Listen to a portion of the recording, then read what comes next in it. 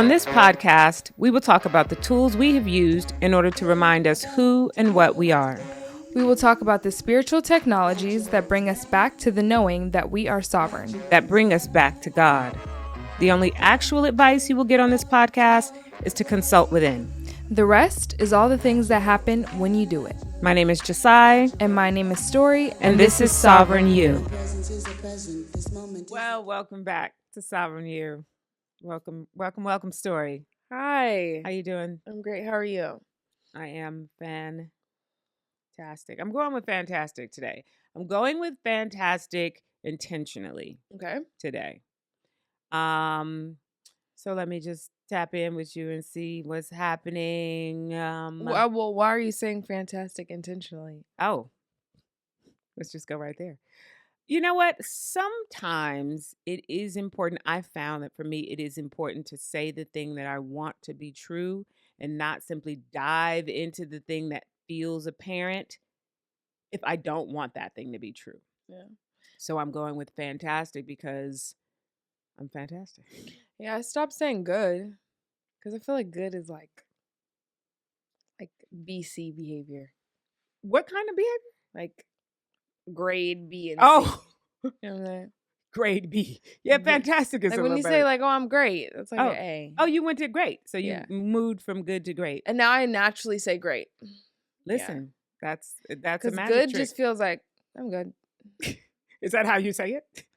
That's how it You're feels not every like- time I say it. Like good. No, it's not. It never enough. comes out like Okay. that. So you went with a new word. I like it. You are gauging the magic of your words and the energy of words when you do that. It definitely works. I came across that little trick. I don't know how old you were, maybe 6, 7. I was working at the canned food company here in Woodland Hills, and it was New Year's resolution time. And I was like, no, I'm not doing that.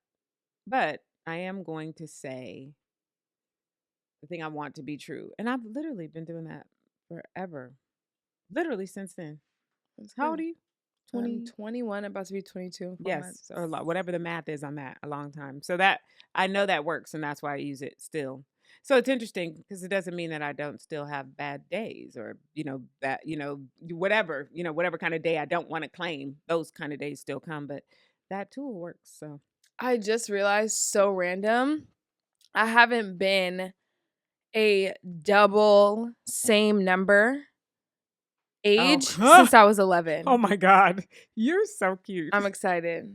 So I'm about to be 22. I feel like that's going to be a big year. That is your 6-year-old brain. Just now I saw it pop How? up. Just now. I mean, like a double number age. Yeah. Tiny people say they get excited about that. I love that you get excited. I was excited about 2020, and then we were on lockdown. So like the conspiracy theorist in me was like, they're trying to do something with this year of alignment. Probably. Who knows? But anyways. All right. So do you have a word of the week? Is there a word you've been playing with, holding on to, using as a magic word this week? Patience. Oh. That just comes up. Mhm. That would be like the theme. I haven't really been saying that a lot, but I feel like just with everything that's going on in my life right now, that's really what I've been calling for. And patience and presence. Just to be patient and be present with what's going on. What about you? What's your theme? Oh, fun word, because it's an action word. Responsibility. Oh, yeah. Yes. I'm in my course that I'm taking. The position here is to look at the word responsibility, like the ability to respond. Do I have the ability to respond? And when I have been in situations and just looking at the sort of day-to-day movements of my life and thinking, how am I responsible? How am I able to respond here? It's so affirmative. It just feels like there's so much control that I have over my experience when I take responsibility, when I claim my ability to respond to whatever's happening. And then as soon as I claim my ability to respond, then I have choices like, okay, so what can you do? How can you respond? Right. Clutch. Nice. All right. So yeah, the responsibility as a key word this week, it it's turning me on. And I mean that in the most literal sense of the word. Like I can feel me coming alive. Like I'm looking at all my options. I'm looking at all the ways I can look at the world, how I Mhm. can view the world. I'm like, oh no, this thing is some room in here to play. Oh yeah, for sure. So yeah, today's conversation was a subject that you were interested in talking about. Mhm. Focus. Focus, focus, focus, focus, focus. Oh, fuck it all. Just focus. I like that. You posted something on your page. A girl was doing yoga and it was focus, focus, focus, focus, focus. And I used that sound to do a reel on my page because I was keen on that. Was she in the mirror? Yes. Okay, yeah. Yes. I remember that. That was like a self-love post too. Yes. Because Yeah. you got to focus on that. Sure. So what has you at focus as a point of interest, I guess? Well, when we brainstormed the topic, it was mostly about focusing on the positive so that Mm, that's what expands in your life. So even if you have a life that you're cultivating and it comes with inherent challenges and you're a good problem solver, which I find myself to be, I feel like once you realize that that's your truth, like I'm 21 right now, so I feel like I've had enough practice living on my own and taking care of myself to completely affirm the fact that I know how to handle my own challenges. I think got it. that's really important and that's a part of your foundation. But to be overly consumed with being a problem solver Mm, has you focused on problems. And I'm not interested in that anymore. Like, I'd much rather be just focused on the things that make me happy. And then when challenges come, face those. But I think that maybe there's a kind of drawback or a kind of hold on focusing on what's beneficial to you or what makes you happy or makes you feel light or free just because you know something is going to happen or you know something's going to come up that you'll need your attention for. But I mhm. think that you should just wait until that time should just come, Yes. there shouldn't be some sort of anticipation or some sort of like preparedness that or some sort of you know just yeah, like you're prepping for When that. I was a kid, there was a term for that people used to always say that you are somebody who's always waiting on the other shoe to drop. Okay. So it's a kind of tension. It really Mhm. creates a kind of tension in you because you know, or today they use terms like hypervigilance. Mhm. Like, no, I'm focusing. My head is on a swivel Yeah. because I know something's going to come up because this is life. And right, it's not even like a negative thing. It's just what happens in life. But I think just as well as, like two things can be happening at the same time. So something That part. challenging can be happening, but also something great can be happening. And I've always been the type of person that could see the bright side of things. It's never been a challenge for me either. But I think at the same time, what I'm really focusing on specifically is the fact that when I'm asked, what makes you happy? Hmm. Or when I'm asked, what things do you like to do for fun? Hmm. I'm really having to pause and like really genuinely evaluate what that is versus if you ask me what's challenging me, I could tell you just like that. That's so interesting, and we shared when we talked yesterday. I was so surprised by that, and I tried not to be frustrated by things that are not my frustration. But as a mother, I would be concerned about that, because I'm like, well, no, she's good. She's clearly intact. Life is going well. Like I talk to you all the time, that would confuse me too, and I would find a little sort of motherly frustration. Like I wonder what happened. Like how is it that she's so because when you don't have all the information, you draw your own conclusions. So then Mhm. then in my mind, I'm like, what is so bad about her life that it's so hard to find things to be happy about? And I don't think see, I think bad, good, happy, those are just all really I feel like in the English language there's so much limited language Mm, for how you feel, yeah, right? for sure. So it's like I feel like I was thinking about this at home. I'm content. Mm, Like I'm genuinely content. If somebody was to ask me if I'm content, I am content. But I think that when you are goal oriented, or when you see something for yourself and you know it's a possibility, Mhm. like I said, I've been able to take care of myself and face my own challenges and overcome my own fears enough to know that I can do that in any, stage or phase in my life.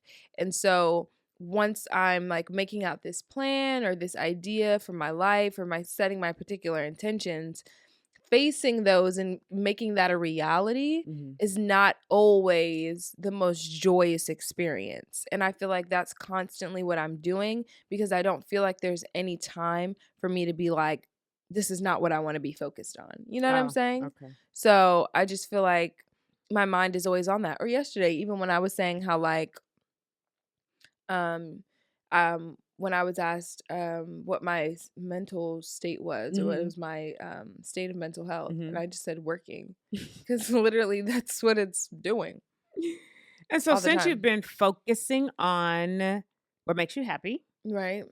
how's that how's that going? How's that as a reprogram? How's that going for you? And what tools are you using? How are you making that happen for yourself? It's going great. I mean, I always do things obviously that make me happy. I mean, Mhm. if I Right. didn't, I would be in here looking all dragged out and like low Right. vibrational and never smiling. But I think that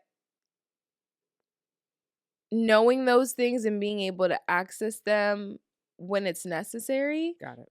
to implement balance is super, super essential. So I would say my practice is literally just simply doing it. Like, I started to create a code of conduct, Mhm. um, just so that I could prepare myself to behave in a way, or to conduct myself in a way that I see as ideal, or I see as like my highest self. You created a code of is that like written down? Is that codified? You wrote these things down. Mm, And in this code of conduct, you are focusing on ways that you want to be.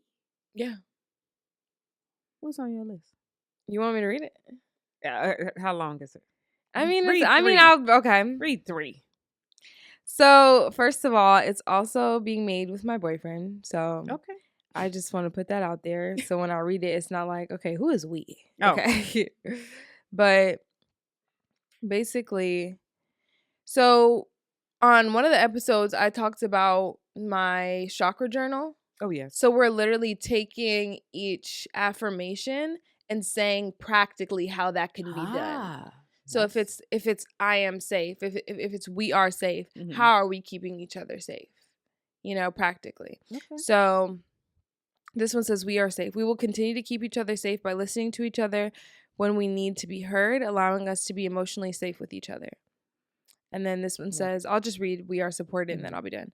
And then it says, we are supported. We will continue to support each other by affirming our goals and aspirations in each other. We will continue to be one call away to support the emotional, spiritual, and physical safety of each other. We will continue to cultivate a home that supports not only our love, but the love for our family. So that's like moving forward and ways of being. Yes.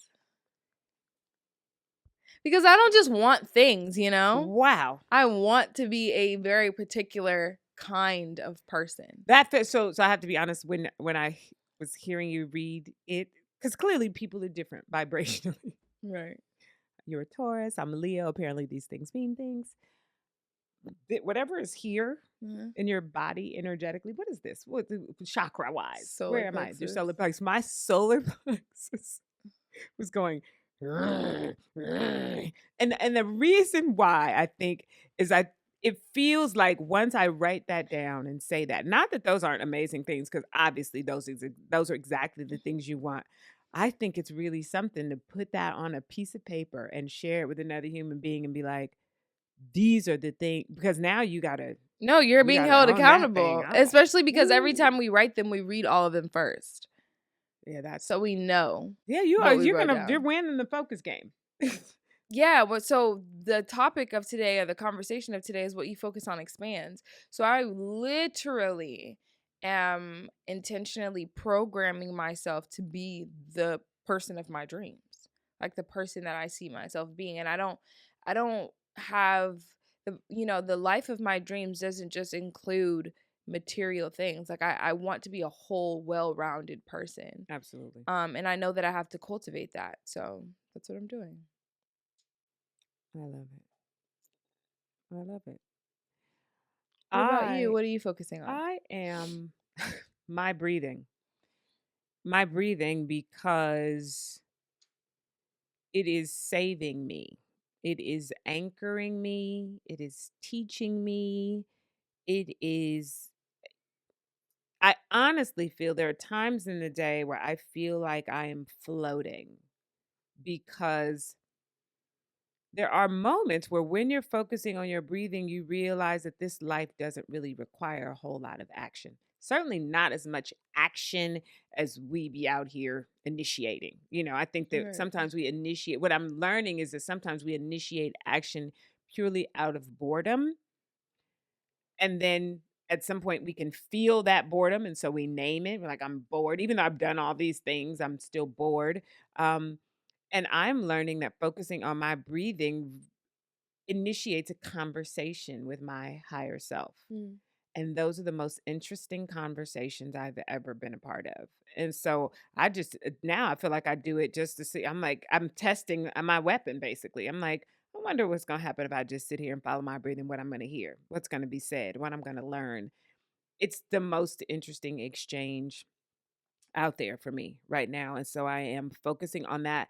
And then where it takes me, I'm focusing on that. So sometimes when I'm sitting and breathing or when I'm doing whatever, but really paying attention to my breathing, I will get the name of a book will pop up in my head, let's say. Then when I go read that book and open it randomly, that will have a message for me that's deeply germane to whatever is happening in my life. I like to watch that play. I like to see how the creator is working in my life isn't a straight line, but I'm wide awake for all the twists and turns of that. Is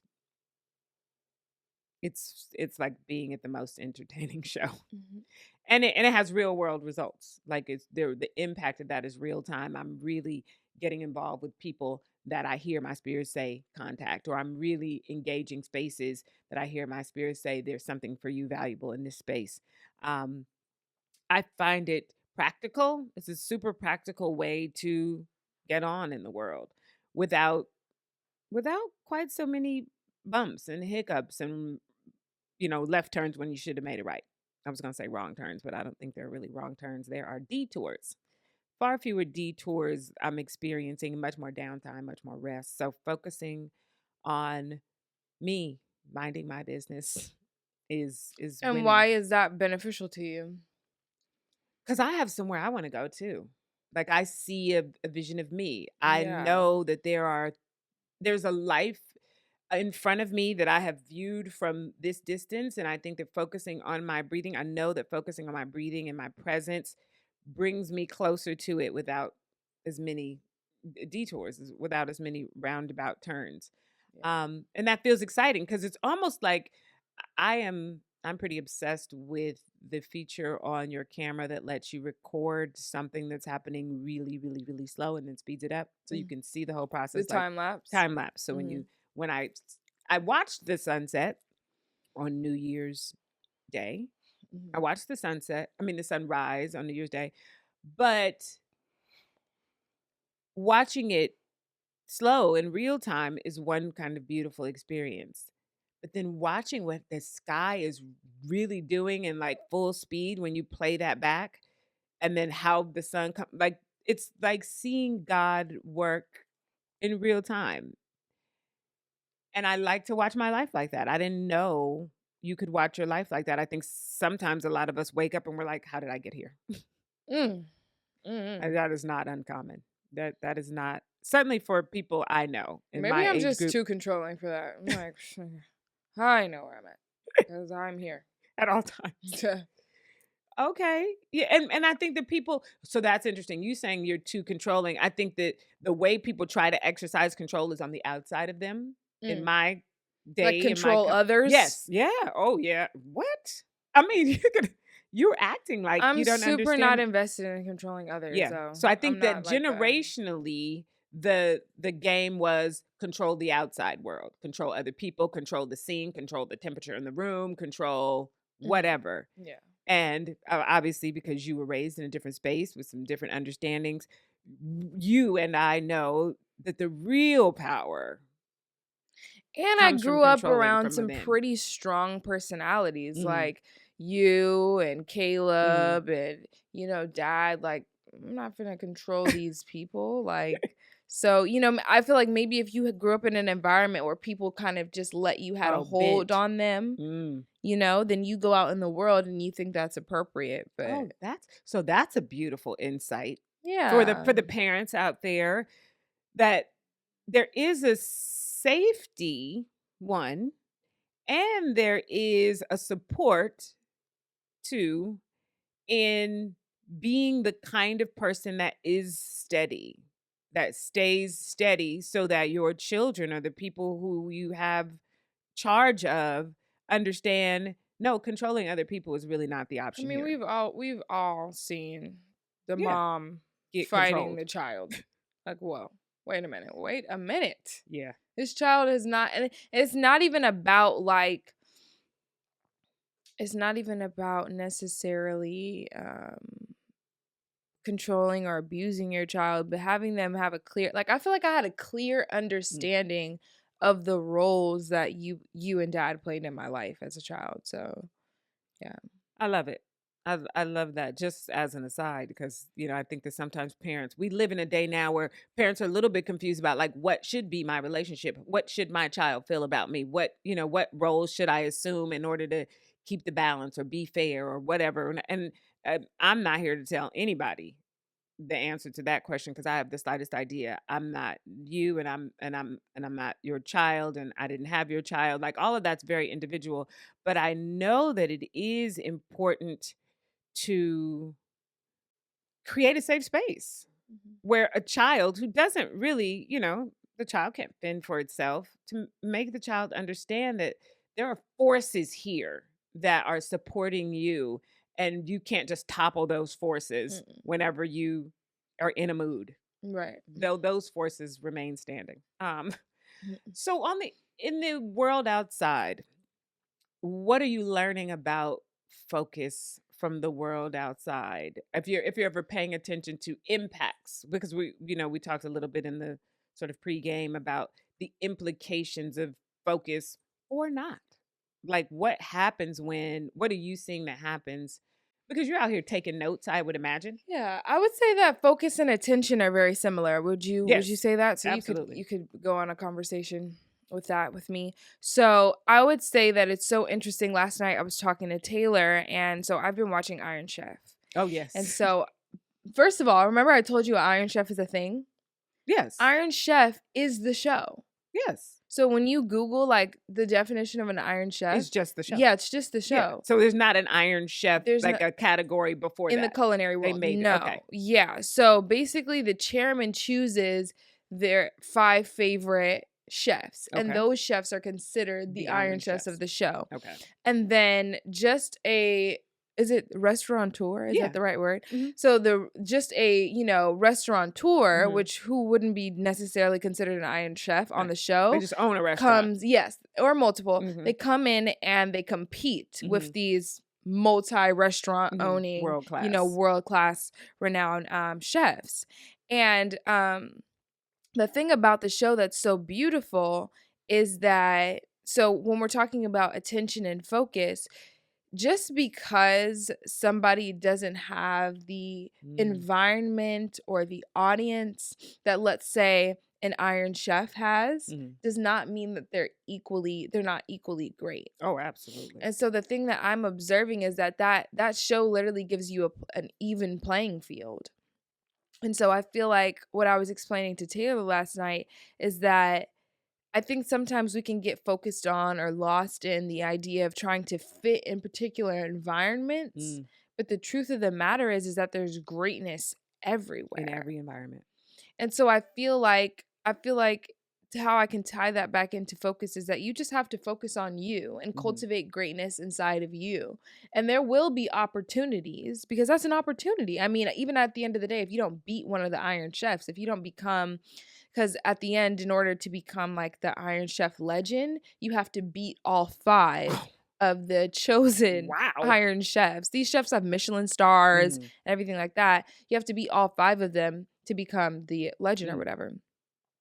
But even if you don't beat them, I'm now a person who loves restaurants. I'm Mhm. viewing that, Mhm. watching that. I Mhm. love restaurants, and I want to now Go go to all the to restaurants. all the restaurants on the show. Of course. So So I it is a just feel win. like, yeah, so I just feel like opportunities are everywhere, and so you really just have to focus on cultivating you and not necessarily be so consumed with environments that have a Mm. lot of attention, Ah, which because is that's relevant. literally all it is. Because if a I don't want to say average, but if a Every person who day. is not, yeah, if an everyday chef who owns maybe one restaurant Mhm. can beat an Iron Chef in that case, Mhm.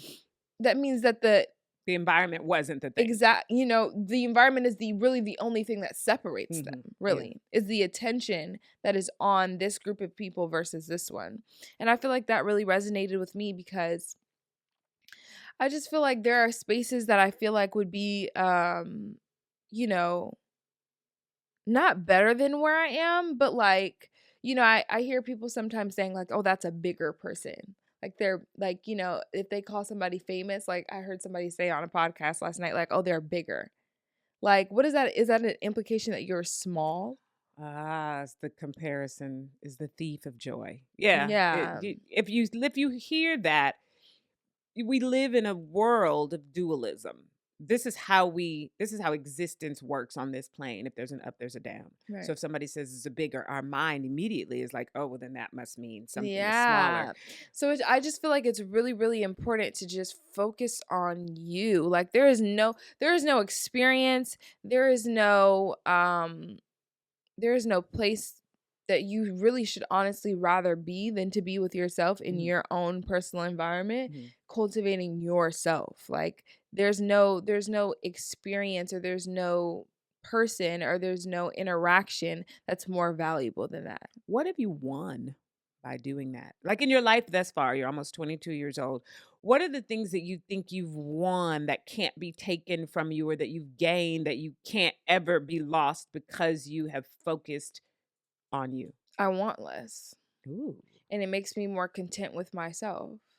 And it makes me have more, like quite literally. I think we were talking about that last night, like at dinner, about how I'm literally just me. Like there's nothing that anybody could attain or get, or, feel like, "Oh, if I have that, I would be like her. If I had Mm. this," cuz what do I have? You know what I'm saying? I have an apartment.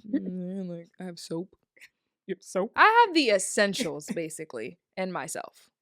and it's interesting because we are there's so much comparing going out on in the world, just again because of the nature of the world and because now we just see so many more things. Yeah. Like when I was a child, you saw, you know, 7 channels. Now you can look at your phone all day and not see the same channel if you didn't want to, and just have all of these endless things to compare to. So it's tough. It's Yeah. tough to stay focused on being focused on you. And that's how you lose track. When you lose track, when you're not just really where you are. When you think, and so that I think that's kind of the challenge, and the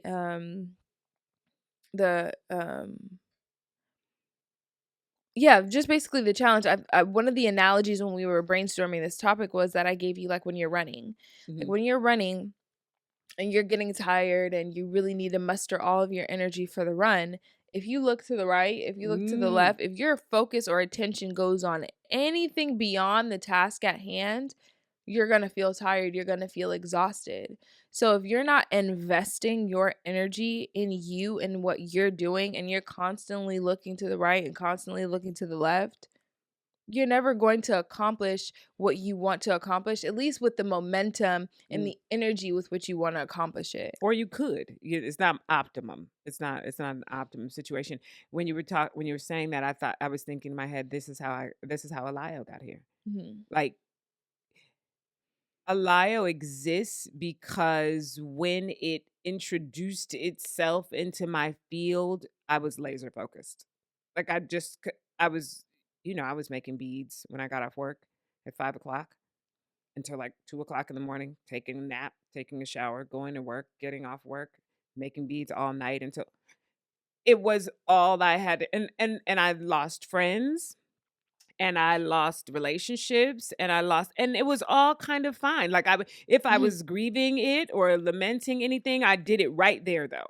Like I was like, right here is where whatever's happening in my world is happening. So if things are challenging, they're going to be challenging here. If things are great, they're going to be great here.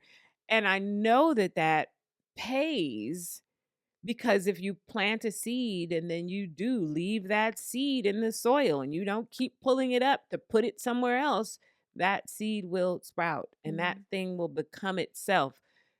Anybody who deals in nature understands this. And so we have to, as human beings, we have to sort of pull back some fundamentals of nature in order to figure out, no, this is how it works. If I'm looking for bloom, if I'm looking for success, if I'm looking for anything, I have to put my intention on that so that my energy around that thing can grow so that it can literally come and find me. Yeah.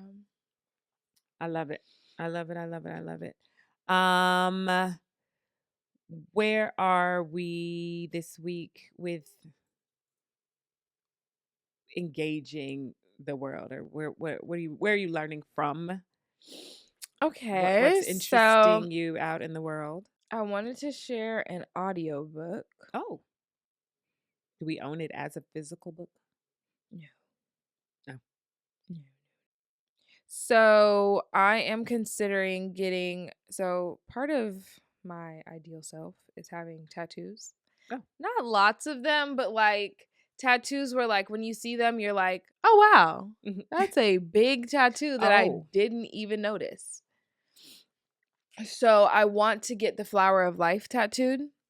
Mm. And so Mm. for a while, I'm in the practice of studying and understanding chakras. So I have the chakras tattooed down my back. That's going to be a lifelong journey. I'm clear about that. Mhm. But when it comes to the flower of life, I'm just like, I don't think I should get that tattooed until I have like a complete and full Mm. understanding of like what that is. And of course, it can still continue to be a lifelong study, but I'm not really focused or centered on that kind of on that information. Mhm. So I wanted to learn Mm. more. Okay. So I a couple maybe like 3 years ago now. I've probably been reading this book for 3 Oh. years. But a couple years ago I downloaded this book on Audible called The Secret of Secrets. Mm. And it's called The Secret of the Golden Flower. And it's Taoist teachings on life and existence by Osho. And so Ah. this is actually a book that's a series of talks on the flower of life. And basically what I learned through this book, and now I'm how many chapters am I in? I'm on the 24th chapter.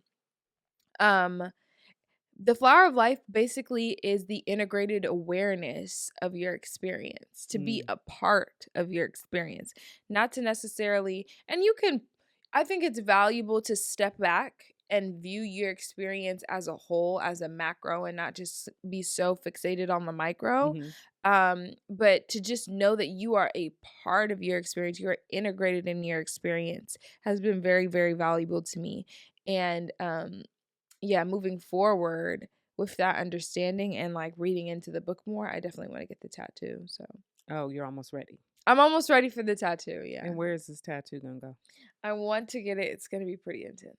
So I don't want you to look at it and be like, what are you doing? Can you tell me where it's gonna go? Yeah. Okay, where is it gonna go? I want to get it like Oh. coming from here. Oh.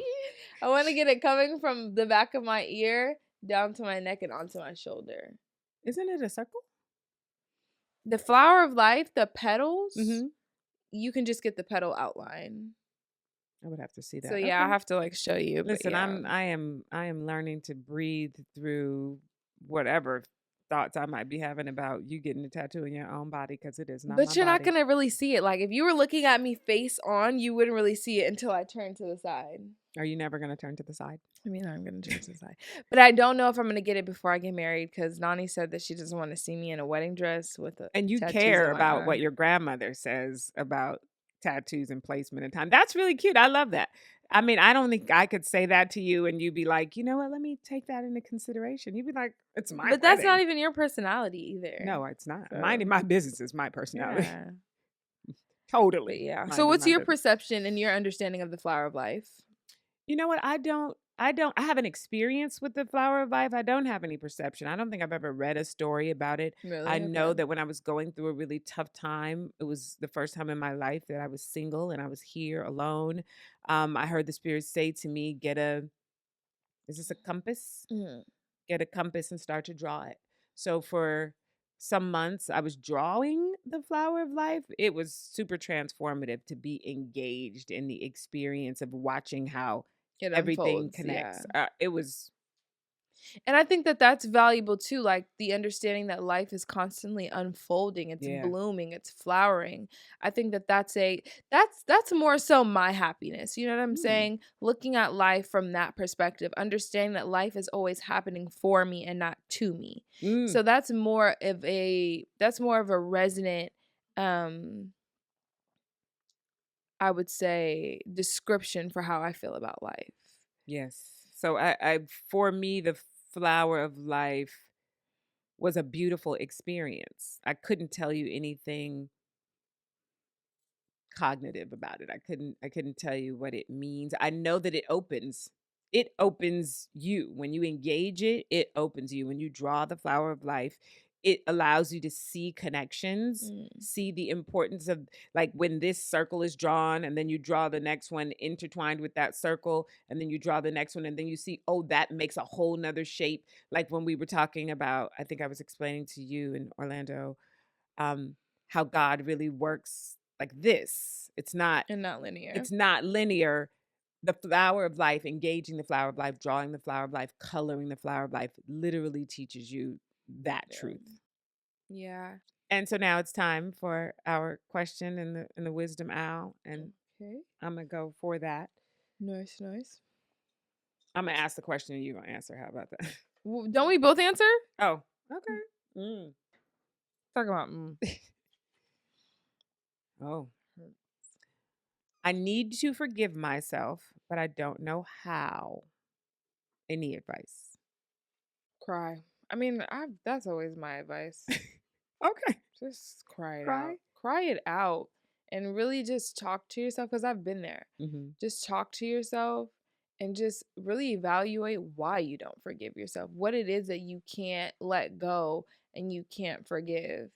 And once that starts to come up and starts to hurt, just let it go. Like cry, let it out. However you gotta let it out. Scream. Mhm. You know what I'm saying? But have a resource and a tool for you to be able to just let that flow and then come back for reevaluation. Do I feel like I have forgiven myself? Do I feel like I've come to a place where I can let this go and say that that's okay. It's okay for me to make mistakes.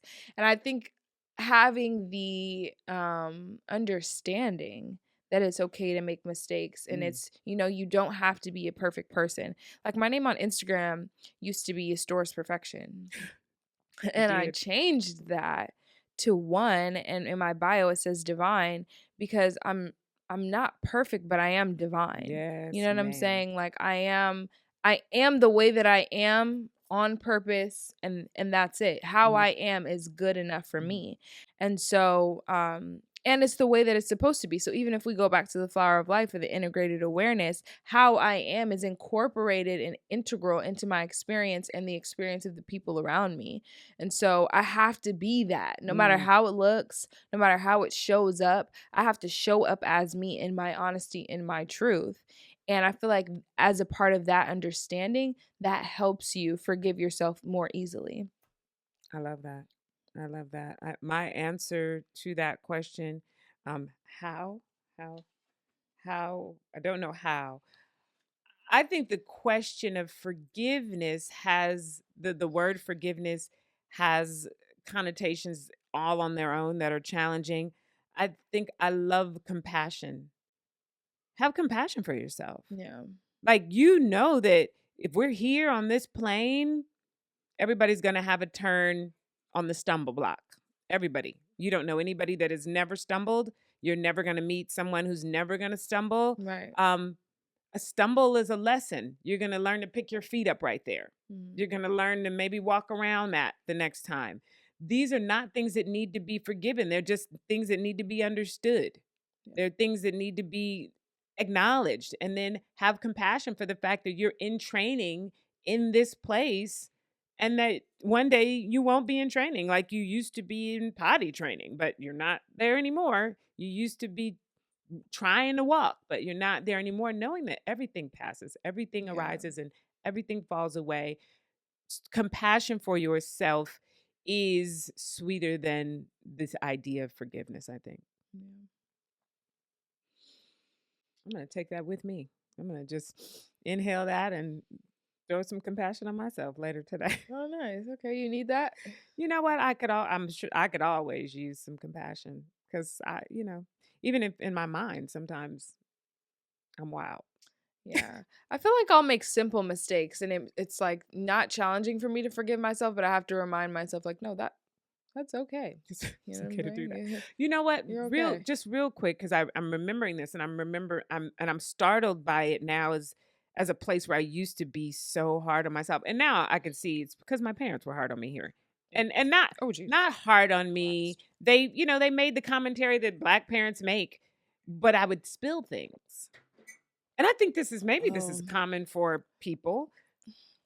Anytime I would spill something, it would be like the worst thing in the world, like clumsy, and you're not paying attention, and I remember learning grace for that literally in this house. So I was fully grown with a whole entire family, and I was still getting mad at myself for spilling things. And I remember being in the kitchen and saying to myself out loud, it is okay to spill things. It is okay to break things. It is okay. And then I remember raising you all like that, so that you didn't have that kind of compulsion to be like, oh, And I feel like that was an effort.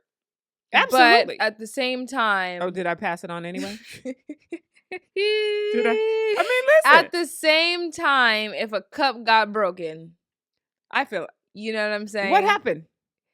It wasn't abusive, but it was definitely like, it was verbally strong. It was strong. And the interesting and beautiful thing about this is I'm sure that's true.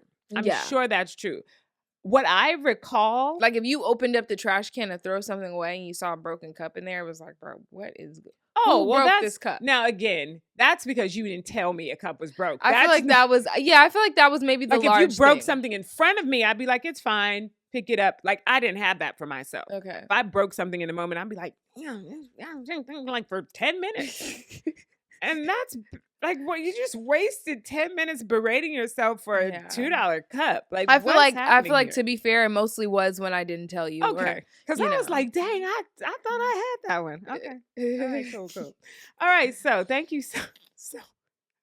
I literally, my heart is beating like, dang, girl, you pressed these kids about breaking stuff. Hey, I pressed y'all about some things. Yeah. So thank you so much for joining us today on Sovereign You.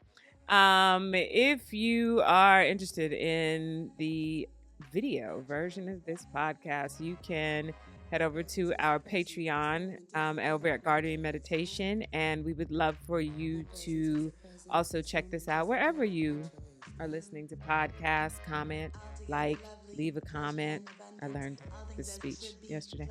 Also, follow us on social media. We are at Instagram at Sovereign You Pod. Thank you again, and we will be back next week. Thank you, guys. My joy is now. Altogether lovely, pleasure and abundance. All things as it should be, pleasure and abundance.